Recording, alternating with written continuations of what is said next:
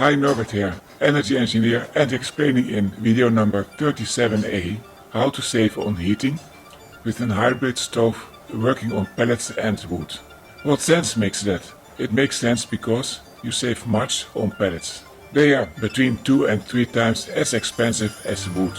Even if I don't pay for wood, because with the wind damage of the last weeks, most of it is free for me. A gift of nature, even if the bill is paid by the climate and eventually by us. But then you want to know why it didn't take simply a wood stove. About that you will learn in this video. This is the introductory video of Wednesday. The details and the demo you will see in the video of Saturday.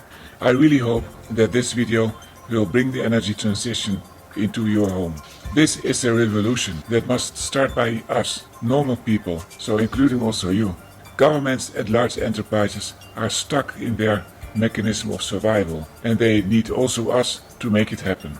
So please vote on my channel by hitting the subscribe button with notification so that I can go on to contribute to the energy transition and to help you to make it happen in your home. What was for me the reason to take a pellet stove and not a wood stove? There are two reasons for that. Many pellet stoves have been sold in the last 15 years, and I was one of those, when pellets didn't cost so much as today. Our pellet stove had last year some problems with the control system, and I was anyway not so happy with some characteristics of this control system. For example, that the ignition took so long, 15 minutes, and during this 15 minutes it gave no heat. It was just a big flame and a lot of consumption. So that was one reason. The other reason was that pellet stoves have a big advantage that they are automatic. So you just fill it up with one big bag of 15 kilograms of pellets, and then it goes on, it goes on. Now I wanted to combine that advantage with the price advantage of wood, especially because it's free for me. So what did I change in this stove? Okay, I will tell more about these details in the video of Saturday, but in short, I made a box of wood and I put some controls of the control unit. I put it in that box, and now I can control the speed of 2 fans and also the motor of the pellet supply. Let's take them one by one. The pellet motor. This will enable me to put the flame of the pellet very low, and that will go on with a very low supply and consumption of pellets infinitely. So you can forget about it and it will go on. And then you have the warm air circuit. There we are, these 6 holes here. That's the heat exchanger, and there are 2 fans which blow air from the room into that heat exchanger, and then it goes into the room. Now I can control now these fans. In the past I couldn't, and I can give more air so that this heat exchanger will be cooler and the efficiency of the stove will be higher. The electric consumption of these fans is not so big if you compare it with the heat which is contained in the wood and which the stove is producing. And then there's the fan of the combustion air.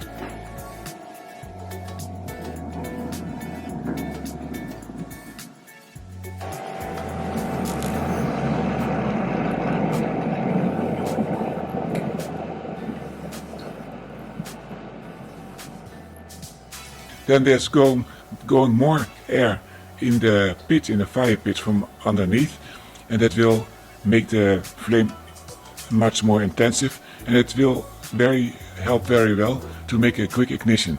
So for example, in 2 minutes I have this thing already going, and in the past it took, when it was all automatic, it took 15 minutes with a large consumption of pellets and a big flame, but there was no hot air which was coming into the room. Those fans of the warm air, they were just inactive during the first quarter hour. And it's also handy if you put, for example, a log of wood on the fire pit, because then you have more fuel and you need also more combustion air to make the combustion reaction.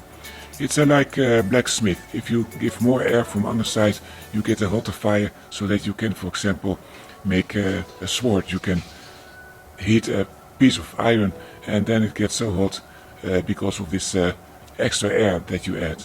And if you look to this stove, pellet stove, a pellet stove has often a big platform. So we have a central pit here, fire pit, and then you have a platform on the right and the left side, and I use that to put wood log on those platforms so that they can become still drier than they are already. Now about the cost of fuel. Let's make a table to compare the different kinds of fuel. This is a piece from video 7, March 2023. So what I like to do is to make a unit of cost. So I will use the term euro cents per kilowatt hour of heat. We see in this table, for example, if we have a price per unit, so a price per kilogram of pellets of 60 cents, then we have a price per kilowatt hour is 16 cents, and that means that it's depending also on the price of the pellets, which can be variable in the winter time. That is between 2 and 3 times as expensive as wood. Wood as a fuel is now forbidden in some or maybe many regions in Europe because of the particulate. It's a fine dust that can come into your lungs and can do damage there. It can also form smoke. But if you have a good combustion, so with much combustion air, then the cleanness of the smoke of the exhaust gases goes a long way in the right direction. And I want to experiment with the air filters to make it still cleaner, so that you will be able to burn your wood and to heat your home in good conscience. It would be a big step in the wrong direction if we exclude wood as a fuel for heating homes. I think that wood is a very democratic kind of fuel because many people have access to wood, and all the other types of fuel which you saw in the table, they are mostly in the hands of big organizations or authorities, and also infrastructures that can be very fragile. What will you show in the video of Saturday? I will show the internal parts of the stove and show you where I put the modifications, so that at least you are able to identify in your own stove where the essential parts are. You will also see what extra parts to make these controls, and I give the link in the description to substitute the control unit. After that video you will also understand why it is not so difficult to override the control unit if you are not happy with them, as I was, or if the control unit is broken, as in my case after 17 years. And finally I will show that the cost of this intervention is very modest, so you are the big winner. So I hope this video has been useful for you. Certainly heating your home is one of the big expenses of the family budget, and if you agree with that, then please like and share the video and take 5 seconds to subscribe to the channel. It took me 10 hours to make this video, and then I wish you a good energy.